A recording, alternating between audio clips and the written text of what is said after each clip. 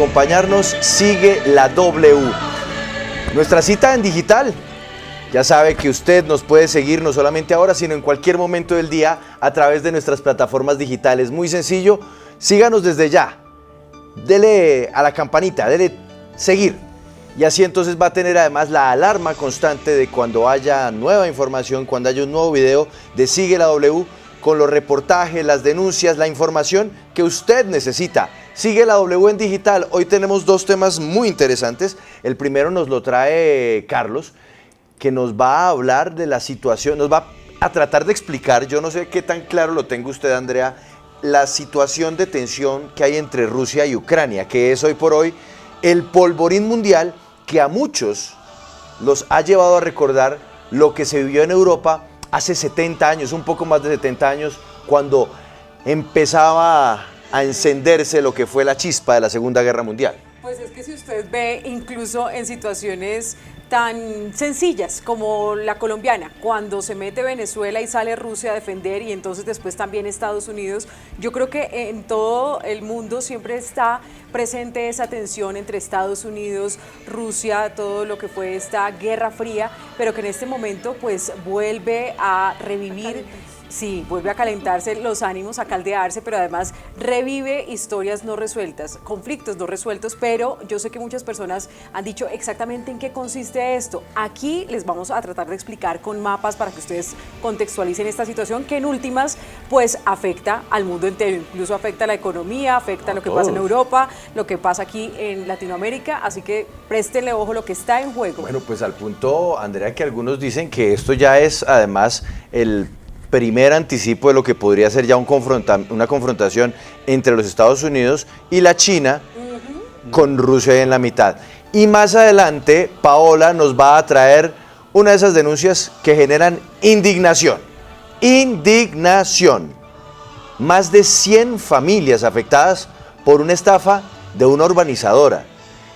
Es una frase que ya hemos utilizado aquí en Sigue la W. Les venden sueños, pero les entregan pesadillas. El problema, Paola, es que ellos ni siquiera se las entregan, ¿no? No, ni la plata ni los apartamentos, Juan Pablo. Es una nueva denuncia de estafa contra una constructora en la ciudad de Villavicencio. Usted lo decía, más de 100 familias que pagaron por lo menos la cuota inicial de estos apartamentos, un proyecto de vivienda muy importante que prometía ser uno de los más grandes en la ciudad y hoy pues ni la plata ni el apartamento, como le digo, no les han entregado. Esto fue ya hace 7 años y lo peor es que ahora mismo están volviendo a vender esos apartamentos. Les vamos a contar de qué se trata para que no caigan en esta trampa. Y tengo entendido que además vamos a tener más adelante uno de esos paquetes perdidos de 472 para que usted también esté conectado con nosotros. Comenzamos una hora de información y denuncias. Óigame, este temita de las casas que no entregan, de las promesas incumplidas de las constructoras, Mauricio, es algo que ya hemos visto en qué otros lugares del país. Así, haga usted memoria rápidamente. Lo hicimos en Pereira, lo hicimos en Cartagena, lo hicimos en Tunja, lo hicimos en Santander, norte de Santander. Juan Pablo, hemos recorrido gran parte del país y no hay soluciones. Hubo un compromiso. Recuerde usted que tuvimos un representante de la Cámara que él dijo que iba a liderar un proyecto de ley para defender. ¿Quién fue? Valdría la pena sí. Pildorita para la para y ver si hizo algo, ¿no? Si hizo algo, porque el tema es hacer promesas como les gusta mucho a muchos para luego no cumplir. Pero el denominador común es uno, Mauricio, y es: se prometen o se crean o se venden unos proyectos inmobiliarios y luego la gente no le cumple.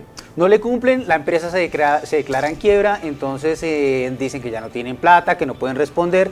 Lo único que hacen es vender lo poco que les queda y con eso le responden a algunas víctimas. Pero estas mismas empresas, según lo que se ha dicho o las denuncias, es que vuelven y crean una nueva constructora y vuelven a hacer un nuevo proyecto inmobiliario y también incumplen, y así sucesivamente van realizando esta práctica de estafar a las personas. Fernando Triana está preguntando que si hoy va a tener escuela, Mauricio, que si no nos va a traer alguno de sus casos de usted estudiaría aquí. Estamos en proceso de otras escuelas. Hoy me llegó unas imágenes de una escuela en Antioquia también, y hay otras en Necoclí, pero eso sí es un elefante blanco del que también vamos a hablar más adelante. Pero la próxima semana le garantizamos que vamos a tener más escuelas de este tipo, o sea, escuelas Listo, que señor. definitivamente... no son Perfecto, escuelas. bueno, pues el momento es para irnos ya de la mano de Carlos Contreras, que nos trae una explicación. Carlos, ¿podemos decir que es una explicación para dummies sobre lo que está pasando en el conflicto entre Ucrania y Rusia? Así es, Juan Pablo, es una explicación para dummies y si ustedes también entienden el conflicto Ucrania-Rusia, también puede conectarse porque vamos a tener mapas para geolocalizar este conflicto en la frontera entre Ucrania y Rusia. Vamos a recordar lo que pasó en Crimea en 2014 y también vamos a tener una profesora que ha hablado mucho de este tema y que lo explica muy, muy bien. Así que si quiere, vámonos ya con el primer mapa. Perfecto, arranquemos entonces. Aquí sigue la W. Hoy arrancamos esta edición digital con un tema que le interesa al mundo entero, porque así esto pase al otro lado del planeta, de una u otra forma, el coletazo nos termina pegando por alguna circunstancia. ¿Qué es lo que vamos a tratar también de dilucidar? Adelante, Carlos. Entonces nos situamos en esta parte del planeta, nos vamos a la frontera entre Ucrania y Rusia, ahí vemos la parte europea, por supuesto, de Rusia y toda Europa, tanto del este como del oeste. Vamos al segundo mapa para hacer un zoom entre estos dos países donde se sitúa justamente toda esta problemática. Y aquí vemos detalladamente la frontera y Crimea. ¿Qué pasó? Y por cierto, nuestra profesora que nos acompaña hoy, ella se llama Tatiana Kolbayenkova, es de Odessa. Odessa es muy cercana a Crimea, entonces ella tiene muy clara toda la situación. ¿Qué está pasando hoy entre Ucrania y Rusia? Rusia colocó 100.000 soldados en toda la frontera, es decir, en Crimea por el sur, en toda la frontera de Rusia europea por el este y también en Bielorrusia por el norte. Entonces, ¿qué es lo que teme el mundo occidental? Una invasión de Rusia por norte, sur y este hacia Ucrania. Y esto tiene un precedente, 2014 en Crimea. Pero primero quiero saludar, antes de entrarnos en detalle, a la profesora Tatiana, que ella es profesora en una universidad de Odessa. Bienvenida aquí, sigue la W. Gracias por estar con nosotros. Gracias a ustedes. Yo quiero preguntarle, antes de entrarnos en los detalles, ¿cómo está viviendo la situación los ciudadanos de Ucrania? ¿Cuál es el pálpito? ¿Ustedes tienen miedo? ¿La invasión es inminente? Cuéntenos un poco el día a día de ustedes. No, aquí todo es muy tranquilo. Seguimos trabajando, seguimos con nuestra rutina de cada día. Todo está muy tranquilo. Ya estamos acostumbrados a la guerra que dura desde 2014, como usted ha dicho correctamente. ¿Y qué fue lo que pasó en diciembre del año pasado, en 2021, que Rusia hizo una serie de exigencias a Estados Unidos y a la Unión Europea? ¿Qué fue lo que pasó para que resultara en el despliegue de 100.000 tropas en todo el borde, en toda la frontera de Ucrania? ¿Cuál fue el detonante? La verdad es que no es el primer caso cuando Rusia empieza a desplegar fuerzas en cantidades tan importantes a lo largo de nuestra frontera. La verdad es que no necesito un detonante específico para estas cosas. Pretenden conseguir sus propios propósitos y en muchas ocasiones nadie sabe en realidad cuáles son estos propósitos, porque el señor presidente de Rusia tiene una mente, dicen los especialistas, enferma, y se ha creado unas ideas que pretende realizar a costa del resto del mundo. Ahora quiero que nos vayamos, nuestros productores de digital, al tercer mapa, porque quiero ya entrar en un contexto histórico de lo que ha pasado, lo que está pasando y lo que va a pasar entre Ucrania y Rusia. Ahí vemos en el mapa lo que fue la Unión Soviética disuelta en 1991. Lo que está dentro del marco rojo. Lo que está dentro del marco rojo, correcto. Entonces vemos a los países, a los Balcanes, por ejemplo, vemos a Lituania, Estonia, Los países bálticos. Bálticos, perdón, sí, correcto. También vemos a Ucrania y ahí es donde quiero situarme, porque quiero preguntarle a usted, profesora Tatiana, Putin publicó un artículo muy extenso en los argumentos de por qué Ucrania, y también incluye Bielorrusia y Rusia, son una nación. No solo menciona todo el tema del Imperio Ruso y también la Unión Soviética, sino también menciona, por ejemplo, ejemplos muy específicos, y se lo relato. Él dice que la palabra Ucrania en el antiguo ruso significaba periferia, y que ucraniano, que es hoy en día el gentilicio de su país, significaba los guardias de la frontera. Usted como ucraniana, y en su círculo social y en las personas que habla, ¿ustedes se sienten que son parte de Rusia o ustedes sienten que ya son definitivamente dos países diferentes?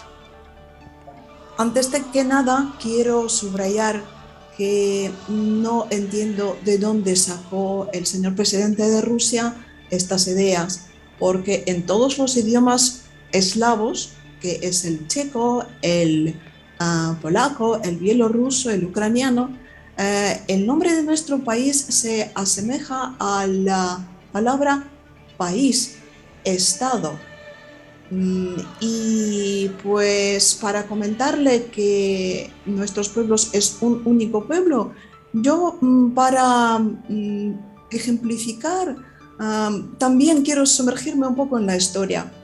Imagínense ustedes que la Gran Colombia, no la Colombia de hoy, sino aquella Gran Colombia ideada por el Libertador, de pronto en la mente de uno de los políticos se quiso revivirse.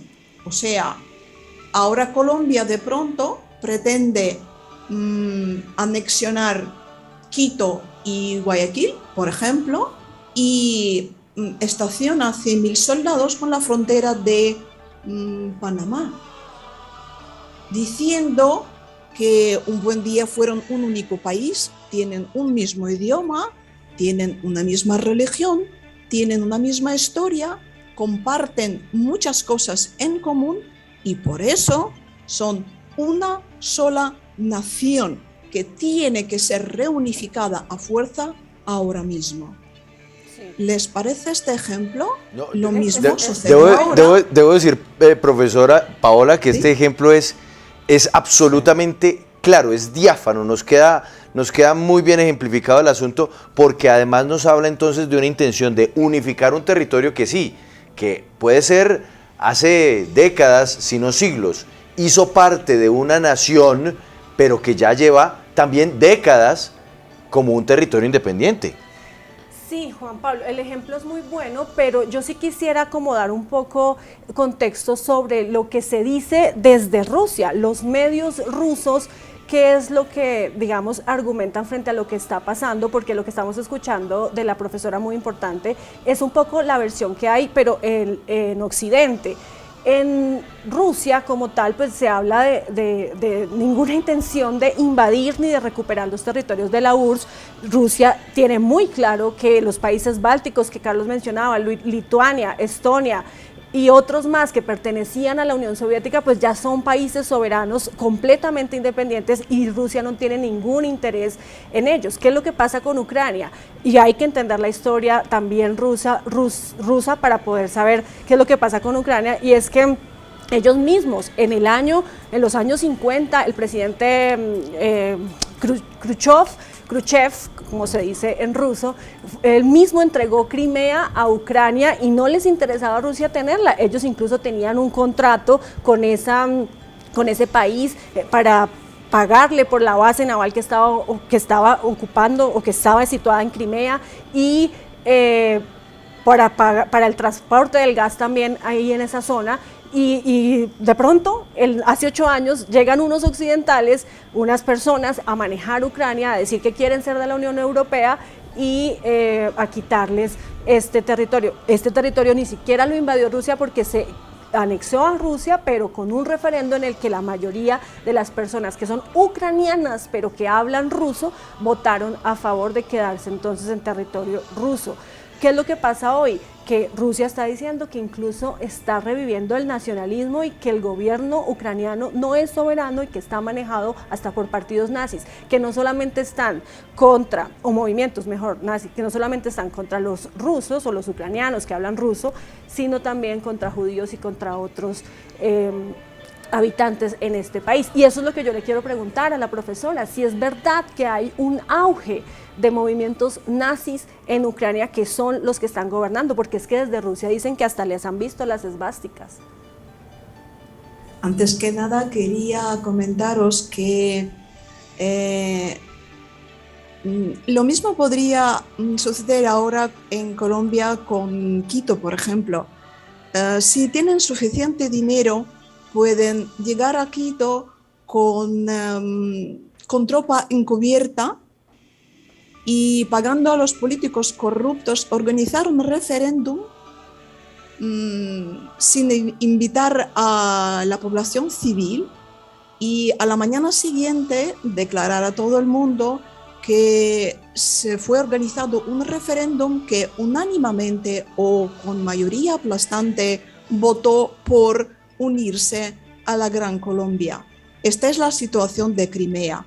Otra cosa, durante la época soviética, como dice usted, Khrushchev regaló Crimea. No. Esta versión es errónea y hay que tener mucho cuidado con los medios rusos porque tradicionalmente en los últimos 20 años lo que hacen es divulgar información falsa o, si no es 100% falsa, es manipulada. Es lo más peligroso cuando en la información aparece un 10% de la verdad y el resto es falso. Pues en este caso, después de que Ucrania obtuvo su independencia en 1991, entre Rusia y Ucrania fueron firmados tratados internacionales que, según los cuales se reconocían mutuamente las fronteras para el momento. Sí. Profesor, perdóneme, Carlos. Yo quiero, profesora, que nos ayude a entender la situación de quienes habitan en esta región, quienes están en la zona del Donbass, quienes están en Crimea. Ellos, ¿qué se sienten en términos, no sé si decirlo, de pertenencia nacional? Ellos se sienten rusos, ellos se sienten ucranianos. ¿Cuál es la realidad demográfica de esa zona que hoy está, no quiero decir en disputa, porque pues se tendrían, y creo yo que el principio es el del respeto a las fronteras, pero que hoy día está queriendo reclamar Rusia? ¿Y qué importa quiénes viven en este territorio? La verdad es que yo no entiendo. Otro ejemplo, ahora con la situación económica nefasta de Venezuela, se ha formado una gran cantidad de refugiados y yo me imagino que esta gente se está acumulando en las regiones colombianas cercanas a la frontera. Imagínense que de pronto las autoridades venezolanas invaden esta parte de Colombia sobre pretexto de proteger a los venezolanos que están temporalmente en el territorio colombiano. Nuestra situación es un poco... Perdóneme, profesora, es decir, lo que yo le pregunté a la larga es un pretexto, uno de los argumentos que se está utilizando desde el lado ruso para justificar una posible intervención, y es decir, es que ahí hay una población que se siente rusa. Sí, exacto. No, pero en toda Ucrania puede haber gente que se siente rusa, pero eso no quiere decir que ningún otro país puede y tiene derecho de intervenir en los asuntos internos de Ucrania para proteger a los rusos. La verdad sea dicha, según mi pasaporte de antes de la Unión Soviética, yo también soy rusa, pero yo soy ciudadana de Ucrania. O sea, desde el punto de vista político, yo soy ucraniana, con antecedentes no, con los orígenes rusos. Claro, pero ¿sienten la diferencia? Sí, profesora, Claro. pero de todas formas sí es importante el dónde vivan porque justamente una de las causas de este conflicto ha sido el idioma y se lo digo también con conocimiento propio porque tengo familia que vive allá en la zona del Donbass que es diferente a la parte de Crimea donde Rusia ya anexó invadió. Crimea, Ahí lo estamos viendo en el mapa. pero la zona del Las cosas por Donbass, su nombre, invadió. Donetsk, Zaporozhye es donde viven rusoparlantes, son ucranianos pero hablan ruso.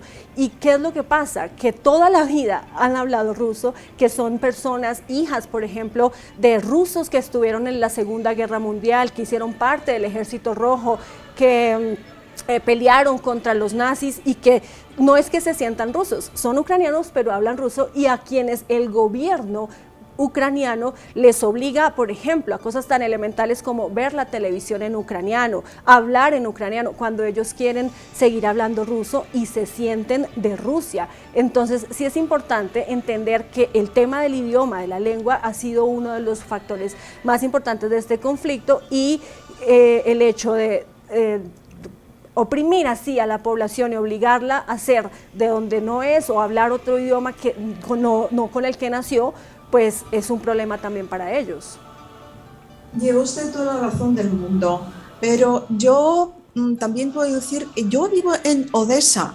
Odessa tradicionalmente es una región prorrusa. Perteneció al Imperio Ruso y aquí nosotros hablamos ruso. En la calle, en la familia, es mi idioma, es el idioma de sangre. Es el idioma en que vivo, no sé, desde el nacimiento hasta hoy en día. Yo no entiendo cómo uno puede obligar a otro a hablar un idioma que no entiende, que no quiere. Es que los pretextos existen para quienes necesitan cometer un crimen. Un violador nunca admite que es enfermo mental, sino dice que la chica lleva falda demasiado corta. Esto es el problema. Otra cosa, si a mí no me gusta vivir en este país, lo que hago es hacer la maleta, tomar el avión y largarme donde me parezca. Si no me gusta este país, yo no voy a llamar el ejército de mi vecino o de cualquier otro país para resolver mi problema personal. Y otra última cosa es que cuando ustedes emplean estos términos tan fuertes como nazis, por ejemplo, hay que quedar bien claro que nazismo es una ideología basada en las diferencias nacionales de la gente. Pero para ser ucraniano uno no tiene que mostrar que tiene una sangre más roja que el vecino. El presidente de nuestro país es judío. ¿Cómo puede ser una ideología nazista en un país donde el presidente es judío?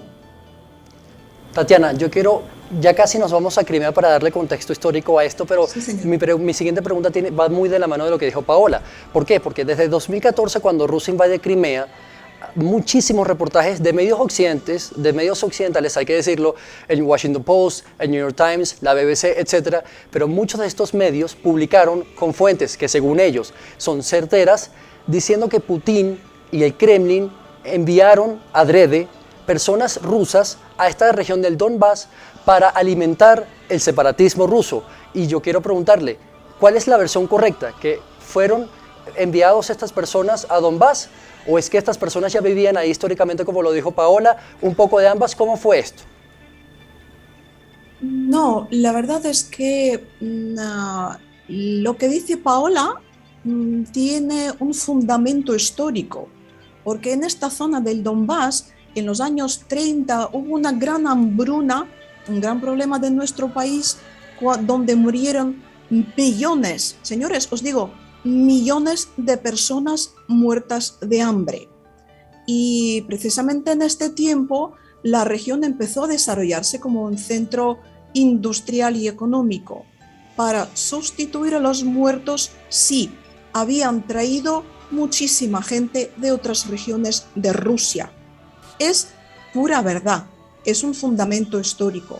En el año 2014, los rusos habían enviado como espías, y lo siguen enviando, los rusos para desestabilizar la situación. Y esa es también pura verdad. Hay muchas muestras, se había documentado en muchísimas ocasiones que la gente que no entendía el ucraniano estaba preguntando, por ejemplo, venían a una ciudad y no sabían el camino, se presentaban como ucranianos y como locales, sin embargo no sabían cómo alcanzar un banco o dónde buscar un restaurante. Sí, es verdad, pero es puro espionaje, eso no tiene nada que ver con la población civil. Profesora Tatiana, ya que estamos hablando de la población civil, pues digamos que en la mitad de dos países grandes, de potencias como Rusia y Estados Unidos, quiero preguntarle qué posibilidades hay para que los propios ciudadanos decidan, aunque ya tienen la soberanía, ¿no? Como ucranianos, pero están prácticamente que en la mitad de una pelea en que los ciudadanos no tienen voz, como de pronto también sucedió en la Segunda Guerra, que todo el mundo se quería repartir Polonia y nunca los polacos les preguntaron nada ni nadie los apoyó. En este momento hay posibilidades para que sean los ciudadanos quienes le den un mensaje a Rusia, a Estados Unidos mediante una votación, un referendo. ¿Hay alguna posibilidad para que se escuche a los ciudadanos qué va a pasar con Ucrania? La verdad es que estas cosas no se deciden en nuestras casas. Para ello, nosotros participamos en las elecciones para elegir a los políticos que ahora llevan toda la responsabilidad del paz o la guerra en nuestros territorios. La verdad sea dicha, como un país que se encuentra en medio de dos potencias, nosotros no podemos hacer mucho, pero como población civil yo estoy ahora con ustedes. Soy profesora, soy representante de población civil y yo quiero llevar la voz de un ucraniano, de una ucraniana, de los niños ucranianos al mundo, para que el mundo conozca la situación que vivimos, para el mundo aprenda la verdad y para que el mundo sepa que los medios rusos están pagados por los políticos que quienes lo que quieren es sumergirnos en la catástrofe. Profesora, Sí, me gusta este escenario que plantea Andrea, me gusta su respuesta porque me lleva de manera indefectible a plantearle la siguiente inquietud. Hoy día, el gobierno ucraniano representa el sentir de personas como usted. Sí, señor. Es decir, el gobierno ucraniano hoy está defendiendo al 100% los intereses de los ucranianos del común. No está en este momento jugando con ustedes, con los ciudadanos de Ucrania. No, no está jugando. Está representando el interés del pueblo. La verdad es que en muchas ocasiones criticamos nuestro gobierno. Sí. A mí personalmente no me gusta nada cómo se está económicamente organizando nuestro país en los últimos 2 años, pero ante una amenaza común, sí, el gobierno lo que está haciendo es enviar un mensaje muy claro en nombre de todos los ciudadanos ucranianos. Pero en esa misma línea, profesora, ¿usted cree que hoy Ucrania es un país soberano? Sí, señor. ¿Y usted cree que no se está viviendo la influencia no solamente de Estados Unidos, es más del Reino Unido que de Estados Unidos y de Occidente, no están utilizando Ucrania para, por ejemplo, expandir a la OTAN? Mire, el problema es que nosotros estamos viendo este problema, yo y usted, desde distintas perspectivas. Yo desde dentro de Ucrania y usted desde la posición más bien prorrusa. Por eso dudo que podamos entendernos muy bien. Sin embargo, quiero decir una cosa. Ucrania siendo un país soberano, pero en comparación con Rusia muy pequeño y muy débil, aunque nuestro ejército es uno de los más fuertes de Europa, debido a la agresión rusa, lo que hace el Occidente, como usted lo llama, o la Unión Europea, como lo llamamos nosotros, y los mismos Estados Unidos de Norteamérica, lo que hacen ahora es ayudarnos, protegernos de la guerra. Y la cuestión de expandir el OTAN, es que nosotros, como país soberano, antes de tomar una decisión, normalmente preguntamos al pueblo. Y el último censo muestra que más del 70% de la población de Ucrania está para entrar en la Unión Europea. Más de 60%, si la votación fuera organizada hoy en día, votaría para entrar en la OTAN. Eso no quiere decir que es una decisión unánime, claro que no. Un 40% está en contra, pero la mayoría, y en cuanto más se acerca a Rusia, tanto más aumenta la cantidad de la gente que piensa que nuestra única defensa está en la unión con Europa, en la unión con el Occidente. Es que nosotros también pertenecemos al Occidente. Justamente, profesora Tatiana Kolbayenkova, quiero irme a ese contexto histórico que vemos aquí, por ejemplo, en Crimea, esta zona, como dijo Juan Pablo, que fue invadida por Rusia en 2014, y esto viene un poco más atrás, aunque las personas dicen, este conflicto tiene 8 años. No, tiene un poco más. En 2004, hubo una revolución naranja que, profesor, usted seguramente sabe mucho más que yo, que muchas personas denunciaron corrupción y fraude electoral entre Víctor Yushchenko y Víctor Yanukovych, que es prorruso. Y en las segundas elecciones, ganó Yushchenko, pero en 2010 se posesiona a Víctor Yanukovych. Y en 2013, justo cuando estaba a punto de firmar un acuerdo con la Unión Europea para ser más europeos y desligarse un poco de Rusia, se voltean las tablas y entonces firma con Rusia. Ahí es cuando empiezan las protestas de 2013, que se llamó el Euromaidán, y resultó en el derrocamiento de Yanukovych, y ahí es cuando Rusia invade Crimea. Pero yo quiero que desde su perspectiva y desde su expertise nos cuente un poco más de este contexto. ¿Qué pasó en 2014 exactamente? ¿Por qué Rusia decide anexarse Crimea? Y sobre el referéndum que mencionó Paola de 2014, que resultó en todo este estallido social y militar. Explica usted perfectamente el contexto histórico. La verdad es que a finales del año 2013, el entonces presidente Víctor Yanukovych no solo se negó a firmar el acuerdo con la Unión Europea, sino también firmó un nuevo acuerdo con Rusia que le daba permiso de eterno posicionamiento de la base naval que tenían hasta el momento en Crimea. ¿Por qué? Porque corría el término del acuerdo anterior y justo en un par de meses Ucrania, que advirtió que no quería más prolongar el acuerdo, tenía que definitivamente deshacerse de la base naval rusa en la península de Crimea. Sinceramente dicho, este fue el momento crucial.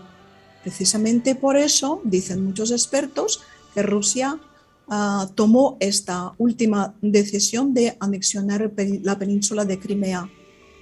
Profesora Tatiana, yo quiero preguntarle qué está en juego realmente, si tiene que ver solamente como el ego de quien manda en este territorio, de reclamar algo que dicen históricamente les pertenece, de las tropas o de la presencia también de la OTAN, intereses económicos por el gasoducto que se encuentra en esa zona. ¿Qué es lo que realmente está en juego y por qué Ucrania entonces es motivo de esta disputa tan grande y qué puede pasar? ¿Cuáles son sus proyecciones? Además del contexto histórico, existe una opinión la que sostienen muchos expertos, que el señor presidente de Rusia tiene la idea de revivificar la Unión Soviética. Y bueno, a excepción de los países bálticos que ya forman parte de la OTAN. Bajo su dominio ya tiene casi todo el territorio de la ex Unión Soviética, de una u otra forma. Algunos como políticamente, otros económicamente, pero ya están sometidos a Rusia. Quedan 2 países fuera de su dominio, es Georgia en el Cáucaso y Ucrania. ¿Sí? Profesora Tatiana, me queda una última pregunta. Personalmente, haciendo un lado la discusión histórico-política que estamos teniendo, que es además una ilustración necesaria para nosotros que estamos al otro lado del planeta. Personalmente, ¿cuál es su mayor temor hoy día? Que mañana haya guerra. ¿Y qué puede pasar en la vida suya, de una profesora universitaria, si se llega a dar la guerra entre sí. sus dos países? Sí, yo vivo en la costa del Mar Negro y la costa siempre es frontera. Y ahora con las armas tan sofisticadas que tiene Rusia, con un par de proyectiles, mi querida ciudad estará en ruinas. Mi casa, la de mi vecino, el centro histórico, eso yo tengo muchísimo miedo. Es que Rusia no repara en bajas humanas ni tampoco en las bajas históricas. Ha empleado, sin pensarlo dos veces, las armas más sofisticadas dentro de su país cuando la guerra con Chechenia, y en otros países, en Siria, tranquilamente, pues yo me imagino que tampoco va a reparar en nosotros, en la población civil, si por fin se tomará la decisión de actuar. Esperemos que no sea así. Tampoco va a reparar en la población civil. Esperemos que no sea así, profesora Tatiana, Porque por el bien suyo, por el bien de todos, finalmente, del mundo entero. Gracias por estar con nosotros y por estos minutos desde Ucrania, desde Odessa, por acompañarnos hoy en Sigue la W. Gracias. Carlos, ¿le queda a usted un mapa? Un mapa, pero muy corto porque sé que tenemos otro tema y ya estamos cortos de tiempo. Vamos con el quinto mapa para explicarle a los oyentes en dónde se sitúa hoy el calor de la tensión que describe Andrea, Paola y Juan Pablo y la profesora muy bien. Es aquí, en esta región que se llama Donbass, que ya la hemos descrito. Ahí se vive la tensión, ahí han mandado tropas en la frontera rusa, casi 100.000 soldados. Y también recordemos el papel del mundo occidental. Estados Unidos, el Reino Unido y Estonia también han sido claves para mandar armamento defensor para los ucranianos. Y hay un papel muy clave que a las personas le han impresionado, el de Alemania. Y Paola, usted me lo mencionaba fuera de micrófonos. Alemania ha estado muy endeble en esta situación porque más de la mitad de su gas proviene de Rusia y no han querido enviar ni tropas, solo han enviado cascos a los militares ucranianos y por eso el nuevo canciller Olaf Scholz ha sido muy criticado porque con Angela Merkel la situación fue completamente diferente. Bueno, señores, hacemos una pausa porque ya tenemos listos a algunos de los afectados por una urbanizadora que le